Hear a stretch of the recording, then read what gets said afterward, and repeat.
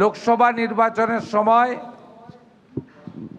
500টাকে 1000 করা হয়েছিল, আর বিধানসভা ভোটের আগে 2 মাস তারা দিয়েছেন 2 মাস 1500 টাকা করে। এই 500 টাকা করে দিতে 9 মাস সময় লাগিয়েছিল বিগত সরকার, এবং 1,52,00,000 মহিলাকে তারা দিতে পেরেছিল। কেন ঝাড়াই বাছাই, কেন ফর্ম? যারা বিজেপি করতেন মহিলা, তাদেরকে রাজনৈতিক কারণে বাদ দেওয়া হয়েছে। যেখানে যেখানে বিজেপি বুথে জিতেছিল, ওয়ার্ডে জিতেছিল, লোকসভায় জিতেছিল, সেখানে সেখানে বাদ দেওয়া হয়েছিল ইচ্ছা করে। শুধু তাই নয়, মৃত মহিলার নাম ছিল। পশ্চিমবঙ্গের অধিবাসী নয়, এসআইআরে নাম কেটে গেছে, অবৈধ অনুপ্রবেশকারী, তাদের নাম ছিল। এমনকি 3 লক্ষ পুরুষের নামও ছিল আগের সরকারের সময়। তাই আপনারা যারা আছেন, আমরা যারা আছি, বাংলার 10.5 কোটি জনগণ, আমরা চাই না যে সরকারি অর্থ সেই অর্থে দুর্নীতি হোক। আমরা চাই না সরকারি অর্থ অনুপযুক্ত লোকের কাছে যাক। তাই পশ্চিমবঙ্গ সরকার, ভারতীয় জনতা পার্টির সরকার, 34 বছর সিপিএম বলতো আমাদের পার্টির সরকার, 15 বছর তৃণমূল বলতো আমাদের পারিবারিক সরকার, একজন ব্যক্তির সরকার। আর আমরা বলি এটা জনগণের সরকার। আমরা ভোটে জিতেছি প্রতীকে, এই তো জনগণের সরকার।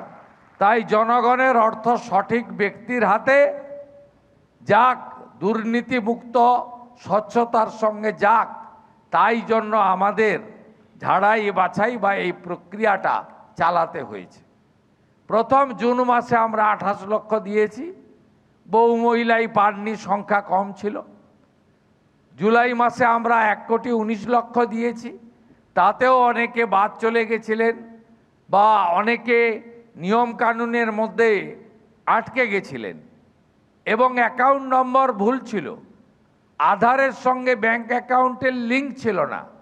তাই এবারে আমরা অনেকটা ত্রুটিমুক্ত হয়ে আধার ব্যাংক অ্যাকাউন্ট লিঙ্ক সহ আমরা বিশেষ করে গ্রামীণ এলাকাতে অনেক শিথিল করে দিয়েছি আইন বা নিয়ম, যাতে অধিকাংশ মহিলাকে আমরা দিতে পারি।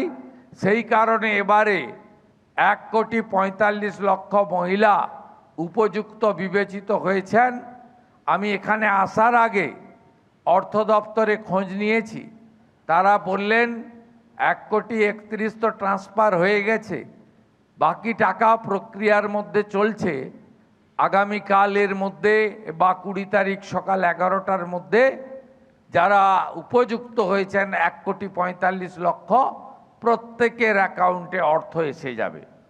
এরপরেও মহিলা মোর্চার দায়িত্ব যে উপযুক্ত মহিলা যদি বাদ চলে যায়, আমাদের যে পোর্টাল, সেই পোর্টাল দ্বিতীয় কাউরের কাছে এসে যাবে।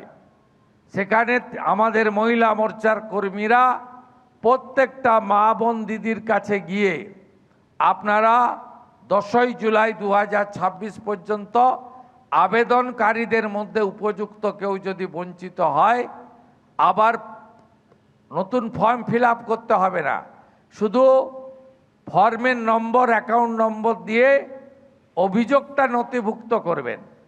এবিপি আনন্দ, এগিয়ে থাকে, এগিয়ে রাখে।